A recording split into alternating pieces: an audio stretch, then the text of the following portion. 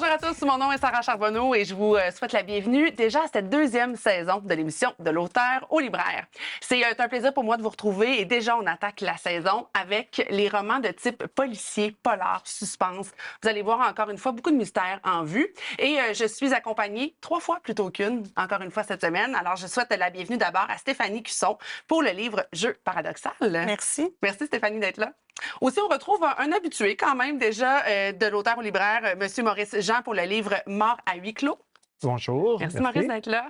Et finalement, un petit nouveau cette semaine avec nous, Denis Turcotte pour le livre La Cache. Merci beaucoup, Denis, d'être là à l'émission. Merci de m'avoir invité.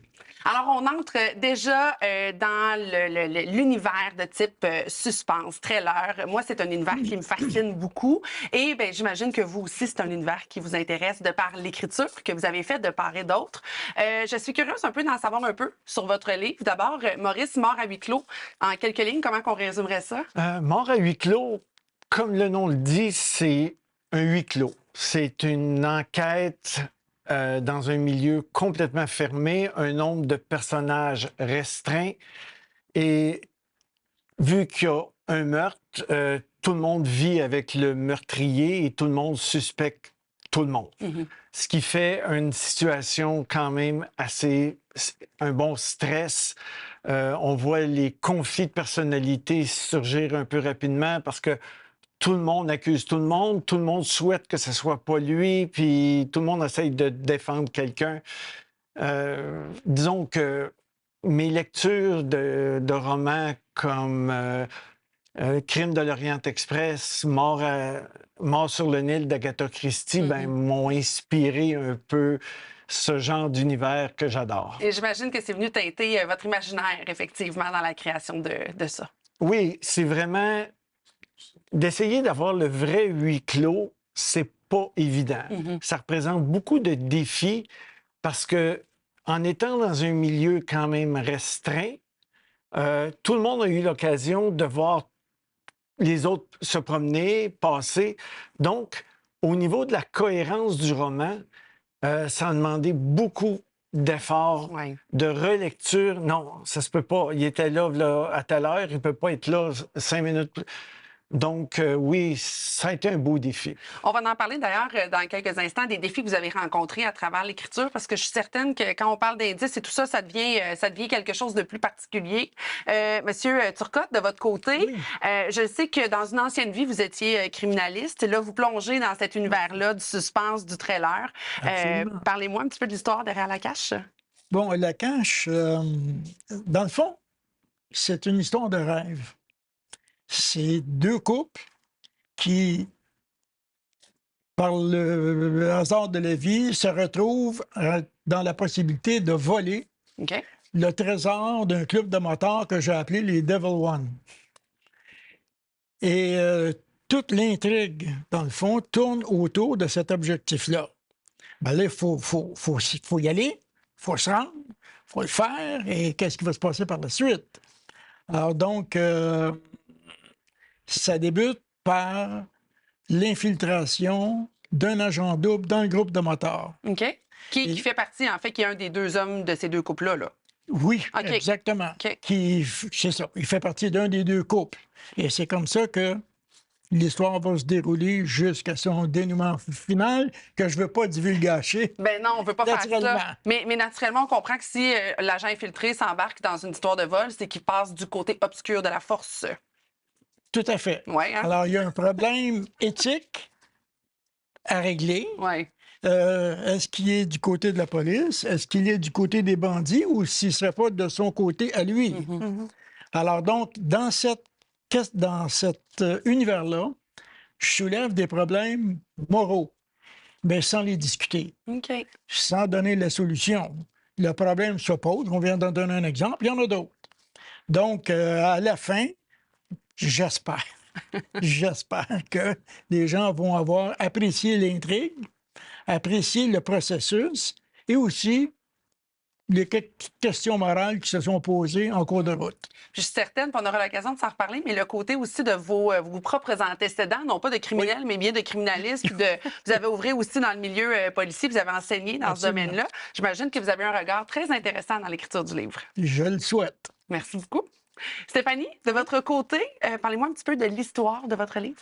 En fait, avec Jeu paradoxal, on commence un petit peu déjà dans le feu de l'action parce qu'on retrouve Ellie, qui est une fugitive. Dans le fond, il est arrivé un drame dans sa vie et elle doit prendre la fuite pour sauver sa vie à tout prix. Et en contrepartie, on a son amie Ava, qui est une policière qui a infiltré le groupe supposément à la source du crime dont Ellie est un témoin ou un dommage collatéral, on pourrait dire. Donc, dans le fond, l'histoire se passe en parallèle. On a d'un côté Ellie, de l'autre côté Ava, qui s'alternent dans les chapitres jusqu'au dénouement final, à savoir est-ce que Ellie va cesser d'être une fugitive, est-ce qu'Ava va résoudre le crime, qu'est-ce qui va se passer entre les deux. Donc, un roman de type de narration en alternance, Oui, si je me trompe absolument. pas. Donc, on Oui. vogue vraiment d'un univers à l'autre, puis à un moment donné, les deux univers de ces deux personnages-là s'entrecroisent, exactement. J'imagine qu'il y a quand même un beau défi intéressant dans l'écriture d'un roman comme celui-là. On va justement s'en parler au retour de la pause, de voir quels défis vous avez rencontrés dans l'écriture de vos romans respectifs. On s'en reparle au retour, restez là.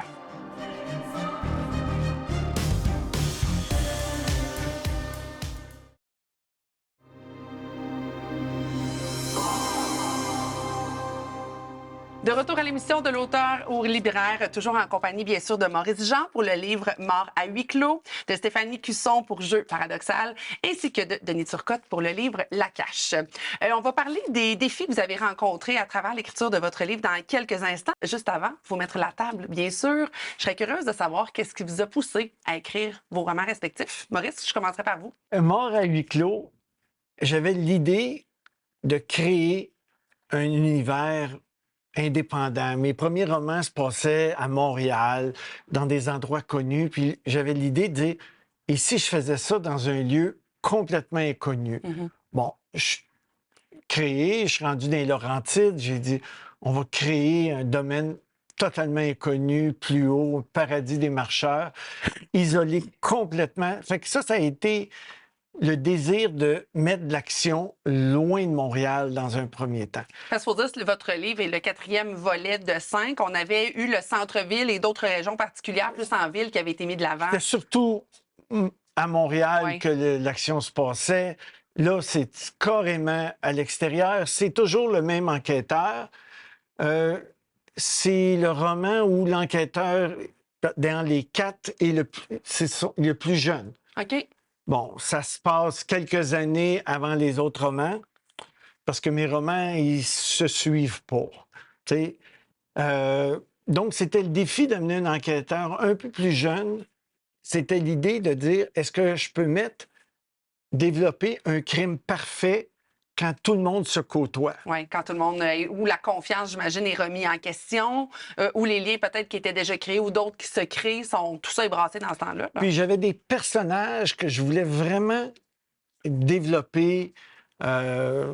Exemple, j'ai un adolescent qui vit un passage difficile de l'adolescence à l'adulte.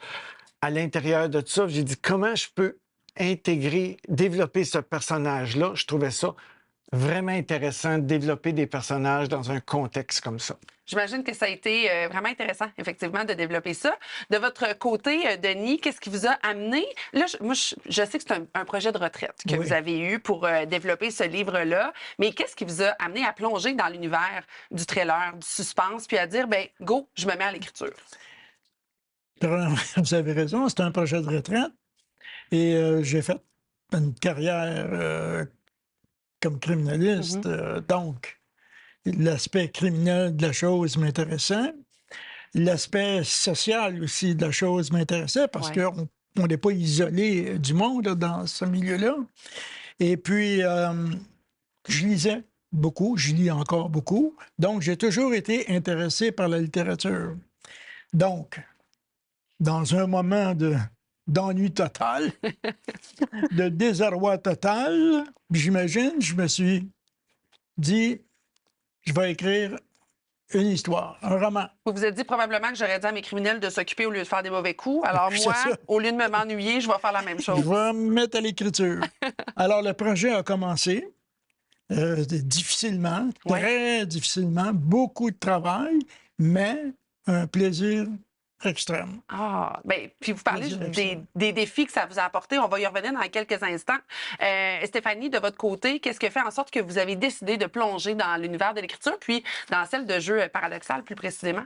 En fait, j'ai toujours adoré être entourée de livres. Quand j'étais plus jeune, je me retrouvais tout le temps à la bibliothèque de mon village. J'aimais ça. J'ai même fini par être bénévole à la bibliothèque plus tard. Puis je me disais, tu sais, le monde de l'écriture, c'est tellement fascinant. Il y a tellement de possibilités. On peut créer plein de choses. Puis je me suis dit, ben pourquoi je ne m'essaierais pas? Puis j'ai toujours beaucoup aimé lire. J'ai changé souvent de style de lecture au cours des années, mais le thriller, polar, suspense, c'était récurrent. J'aimais mettre mon esprit à l'épreuve, me dire, OK, est-ce que je suis capable d'isoler les indices? Est-ce que je suis capable de deviner? Puis là, je me disais, OK, mais est-ce que je suis capable de recréer ça? Oui. Donc, c'est ça qui m'a motivée de voir si j'en étais capable, de voir ce que j'étais pour inventer, produire, tout ça. Donc, c'était vraiment ma motivation de me surpasser puis d'amener quelque chose qui serait intéressant pour les lecteurs. Et là, comme quoi, ça a été mission accomplie. Par contre, on le disait un petit peu tout à l'heure, 2 histoires en parallèle, Oui. c'est rempli de défis. Vous avez parlé des indices aussi. On veut en laisser savoir, mais pas trop. Oui, exact. Ça a été quoi les grands défis que vous avez rencontrés pendant tout ce processus-là? Bien, premièrement, étant donné que c'est une narration en parallèle, moi, je trouve ça vraiment important que ça soit cohérent, même si les deux personnes ne sont pas ensemble, même s'ils ne sont pas au même endroit. Je tenais à ce que le thème de chaque chapitre, le A et le B, si on veut, on va le dire comme ça, soit cohérent, puis que ça allait un peu le même thème, la même ligne directrice. Donc ça, c'était quand même difficile à conserver parce qu'ils ne sont pas forcément... Tu sais, ils vivent pas du tout les mêmes choses. Là, il y en a une qui est fugitive, l'autre est infiltrée, elle a comme une place de choix, même dans l'organisation dans laquelle elle est infiltrée, elle manque de rien, tandis que l'autre se bat toujours pour sa survie. Donc, de mettre une idée qui va avec les deux situations, c'était quand même assez difficile. Puis aussi, le fait que mon gros défi, c'était vraiment d'avoir une fin surprenante, mais pas incohérente. Oui. Donc, je voulais vraiment que le lecteur arrive à la fin et se dise, OK, j'avais pas deviné, mais c'est logique. Tu sais, ça fait du sens que ça se soit rendu à ça. C'est intéressant. Oui. Puis je sais que vous, dans votre approche, Maurice, vous avez, au niveau des indices, quelque chose de beaucoup plus structuré. Vous y allez vraiment chapitre par chapitre? Bien, pas nécessairement chapitre par chapitre, mais dans beaucoup de chapitres, il y a des auteurs qui vont travailler avec un plan pour leur histoire. Oui. Moi, je travaille plutôt avec un plan pour la divulgation d'indices ou les soupçons que le lecteur. OK. Fait que, exemple, au début d'un chapitre, je vais me mettre une note qui est écrite jusqu'à la révision finale, qui est à la fin de ce chapitre, le lecteur va commencer à douter que Sarah Est j'ai une pas de- criminelle endurcie. c'est peut-être elle qui est derrière le crime. OK. Parce que oui, les personnages soupçonnent tout le monde, Ouais. mais il faut que le lecteur croit. Puis c'est le dosage qui fait que faut en donner suffisamment au lecteur pour que le lecteur se trouve brillant d'avoir vu des choses que le détective n'a pas vues. Oui. Bon, évidemment, je dirais que dans celui-là, 10 fois sur 11, c'est une mauvaise piste, mais faut doser tout ça. Et là, de votre côté, j'imagine que l'écriture d'un premier roman, c'est un défi en soi. Vous avez quand même dû rencontrer quelques petites épreuves durant le processus de l'écriture de La Cache. C'est certain qu'un premier roman, c'est un défi et un grand défi. Il n'y a pas de doute là-dessus. Mais le plaisir est à la hauteur du défi aussi. Oui. Alors, on travaille fort, on recommence, on rature, on réécrit, on se fait lire, on se fait critiquer, ce qui est très bien, mais on a du plaisir et ça avance. Et l'idée, j'imagine pour tout le monde, c'est que le lecteur, lui, prenne du plaisir dans la lecture. Moi, j'ai voulu écrire quelque chose de facile à lire, mais d'excitant. que tu aies envie de tourner les pages et d'arriver au bout de la lecture, sans que ça soit une intrigue classiquement policière, parce que, comme j'ai expliqué tantôt, c'est des gens qui vont voler le trésor des Devil One. Il y a quand même beaucoup d'action, là. C'est un milieu des motards, milieu de la mafia. Ils sont pas polis, ils sont pas gentils, mais il y a beaucoup de solidarité, beaucoup d'amour là-dedans. Ça fait bizarre à dire, mais c'est comme ça. Non, c'est des valeurs qui sont Absolument. particulièrement propres au milieu criminalisé. Et donc, c'est pas tout noir, tout blanc. Il y a une zone de grise qui, pour moi, est plus près de la vérité que dans les deux extrêmes. Alors, c'est là-dedans que je me promène pendant 200 quelques pages, mais en ayant à l'esprit que celui qui va lire cela va avoir du plaisir. Du plaisir. C'est ça l'idée. Ben oui. C'est ça l'idée. On n'est pas ça pour s'ennuyer. Hein? Ben, absolument pas. C'est Puis ça. j'entends vraiment le message commun de vous trois du souci de la continuité, la crédibilité, que chaque détail soit réfléchi. C'est vraiment un bel exercice d'être dans ce type d'ouvrage-là. Au retour de la pause, je serais curieuse de savoir quel message vous avez voulu lancer avec vos livres, quels aspects vous avez voulu toucher particulièrement pour le lecteur. C'est ce qu'on va savoir au retour de la pause. Restez là.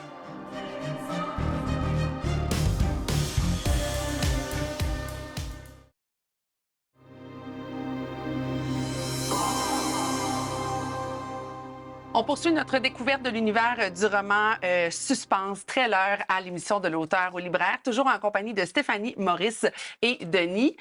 Je serais curieuse de savoir quel message, quelles idées vous avez voulu lancer à vos lecteurs pour vos romans respectifs. Maurice, je commencerai par vous. Je dirais que c'est comment quelqu'un réagit dans certaines situations. Le lecteur va faire une image des personnages, puis il va s'attendre à ce qu'ils vont réagir de certaines manières. Puis, c'est pas tout à fait de la bonne manière. Puis, mon objectif, c'est que le lecteur, vu qu'il y a beaucoup de personnages, va s'associer à certains personnages, puis il va se poser la question, moi, comment j'aurais réagi? Oui. Tu sais, est-ce que j'aurais réagi comme ça?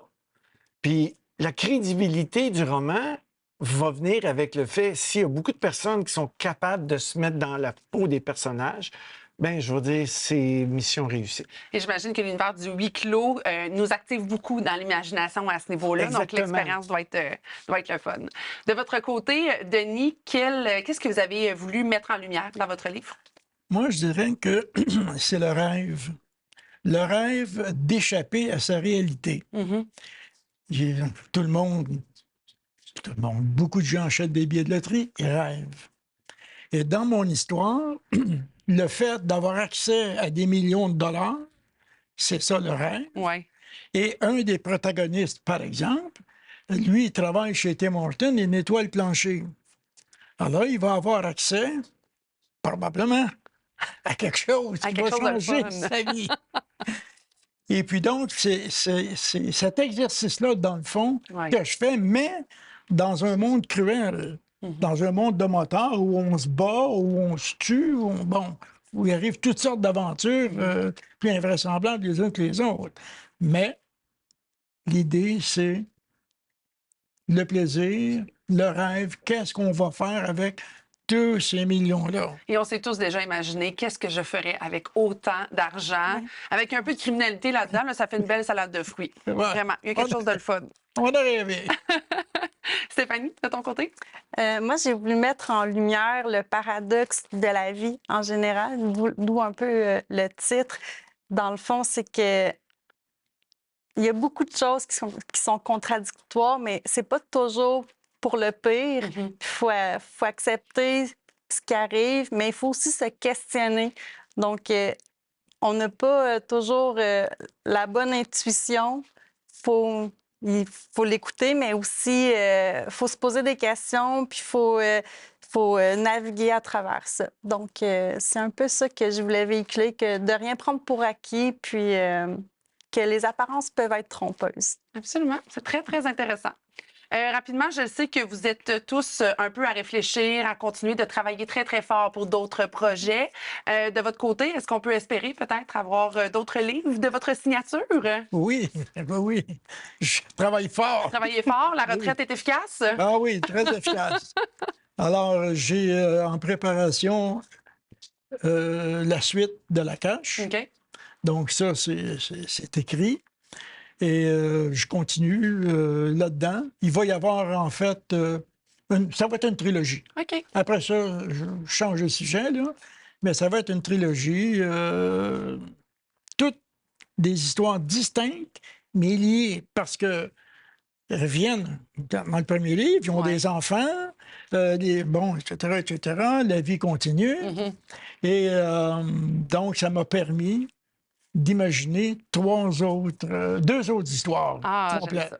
J'aime ça. Un peu dans le même esprit, pour vous, Maurice, j'imagine qu'on dit quatrième volet de 5, c'est qu'on a un cinquième qui s'en vient. Le Hein? cinquième s'en vient, oui, mais là, lui, c'est plus un projet parce qu'il est déjà terminé Ouais. depuis quelque temps. C'est ce que je trouve toujours très ironique quand je parle à des auteurs et que je parle de projet. La majorité du temps, quand je pose la question, c'est que déjà que le projet est complété. Oui, puis quand quelqu'un nous dit ton livre le plus récent, et là, c'est toujours lequel? Ouais. Celui qu'on écrit ou celui qu'on vient de finir ou celui qui vient de sortir? C'est souvent trois réalités. Oui, la série Henri Patnaud, je la mets légèrement de côté pour une couple d'années. Besoin d'aller voir ailleurs. Mhm. Je suis en train d'écrire un autre roman qui est davantage thriller que roman policier, OK. qui se passe dans des coins perdus des Laurentides. Comme quoi, vous avez pris goût à la montagne, c'est ce que je comprends. c'est juste pour donner une idée, là, faites des recherches, là, mais un des points centraux du roman se passe à Lac-des-Seize-Îles. OK. Donc, municipalité de Lac-des-Seize-Îles. Je vais prendre des notes pour la prochaine Allez fois. visiter pour aller vous promener. Merci. Stéphanie, je sais que là, la vie va vite, vite, vite. Oui. Retour aux études aussi, mais quand même, on est dans un projet d'écriture actuellement. Oui, absolument. Dans le policier suspense encore, c'est vraiment mon dada. Ouais. J'aime ça. C'est un beau défi que j'aime tenter de relever. Comme quoi, les histoires d'amour, au début, on aura aimé ça, mais finalement, le grain policier aura Oh. été celui qui vous aura attiré. Absolument. Je vous remercie d'avoir partagé, bien sûr, votre processus autour du travail de vos trois romans, que je vais bien sûr renommer. Alors, d'abord, Mort à huis clos pour Maurice Jean, Jeu paradoxal, bien sûr, pour Stéphanie Cusson, ainsi que le livre La Cache pour Denis Turcotte. Bien sûr, les trois livres sont disponibles aux éditions Crescendo. Si jamais vous avez été, votre imaginaire a été titillé puis que vous avez envie de découvrir davantage sur ces livres-là, je vous invite à aller en ligne, bien sûr, sur les éditions Crescendo pour trouver la librairie la plus près de chez vous qui peut-être pourra vous faire partager vos univers et vos histoires. Merci beaucoup à vous trois d'avoir été là aujourd'hui. Et nous, bien sûr, on se retrouve la semaine prochaine déjà pour découvrir d'autres univers. D'après moi, on restera pas loin de l'univers policier. C'est un petit indice que je vous donne. Merci beaucoup d'avoir été là.